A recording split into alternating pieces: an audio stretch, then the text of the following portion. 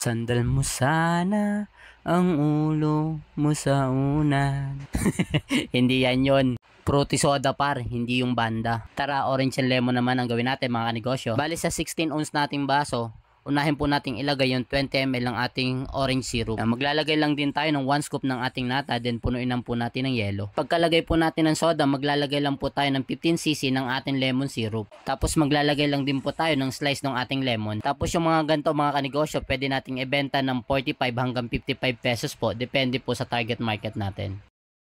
Hey guys, ma-share ko nga sa inyo yung order ng aming suki. Isang basong maliit dito guys, ayan yung ginagaya ng anak ko, o diba? Nakakatawa guys, yung anak namin nakikita niyo mga ginagawa namin pagbibideo, kaya ginagaya na din niya, o diba? Bali sa 12 ounce na baso, naglagay lang ako dyan ng 15 ml na lychee flavor syrup from Shorewin. Pagkatapos naglagay ng soda at isang scoop ng nata de coco from Shorewin ulit. At ayan na, tapos na natin gawin ang ating 12 ounce na fruit soda.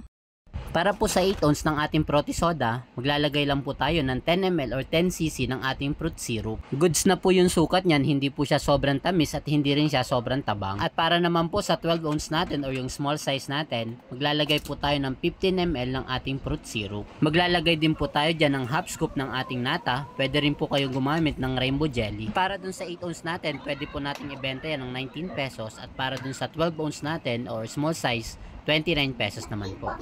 Medium size na fruity milk naman po i-share namin sa inyo kung paano namin ito ginagawa.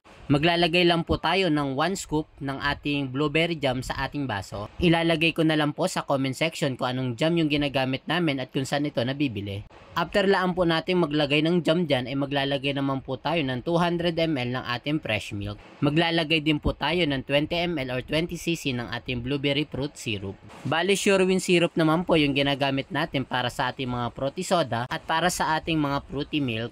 At para naman po sa medium size natin na fruity milk, pwede po nating ibenta to ng 45 pesos hanggang 50 pesos.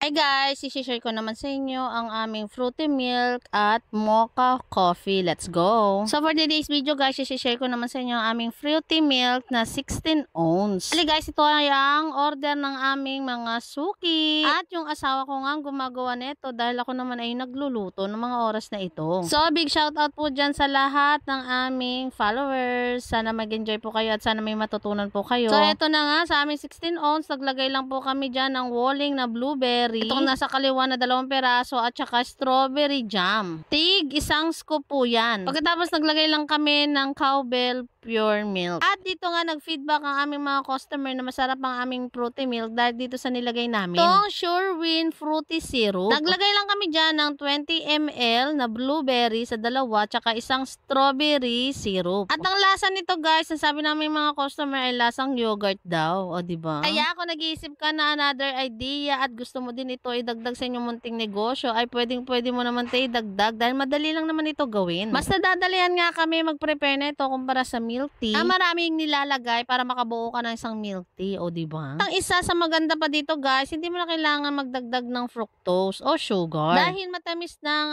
ating fruity syrup from Shorewin. Siyempre, hindi mawawala dyan pag-add natin ng maraming yelo, o diba? Ayan na, tapos na natin gawin ang ating dalawang blueberry fruity milk at strawberry fruity milk.